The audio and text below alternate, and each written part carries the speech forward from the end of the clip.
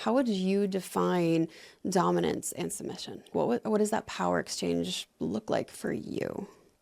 Dominance and submission and power exchange, I think, is a cycle. It is a feedback loop.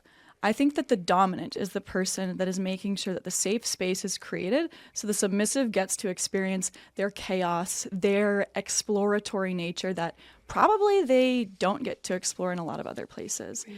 And the dom is creating that grounded energy. The dom is also understanding the submissive. I think this is a really key part of it, which is you have to be aware of your submissive, their desires, their proclivities, their limits and triggers, as much as they need to be aware of how to serve you. Because when you understand what drives the submissive, the things that turn them on a lot or the things that get them really hyper aroused, you get to play with that. And I'm really into tease and denial. So for me, the dominant is the one that is creating their journey. You're taking the submissive to a specific place that you have pre-negotiated you want to go together. They don't necessarily know the exact beats of how you're going to get there, but they are aware of everything that they've consented to along that journey. And some submissives have more limits than others, may be open to more leeway of creativity, things that you want to bring into it. But I think for the most part, the dominant is really the person that is making sure the submissive is safe to explore. The submissive is safe to voice the things that they desire. They may not get them, but they know that they're not going to get anything other than acceptance when they do.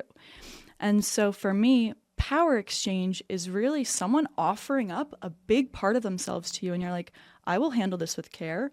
I might handle it with care by beating you, but that's still a way of handling it with care if you're into pain. So every submissive and dominant dynamic is going to be different because we're individuals. It's very interpersonal where I play with you completely different than I would play with anyone else because it's about you. You in that moment are the person who all of my attention is on. I literally actually will stop having certain like physical sensations. Like I never need to go to the restroom during a session because I'm aware of that person. My body, I'm here to hold that space and to create the container. And that's really fun because I like creating worlds and building worlds. And when you have a BDSM dynamic, you have all of these fun things to play with. And the options are literally endless. Like you could create any scene out of just about anything.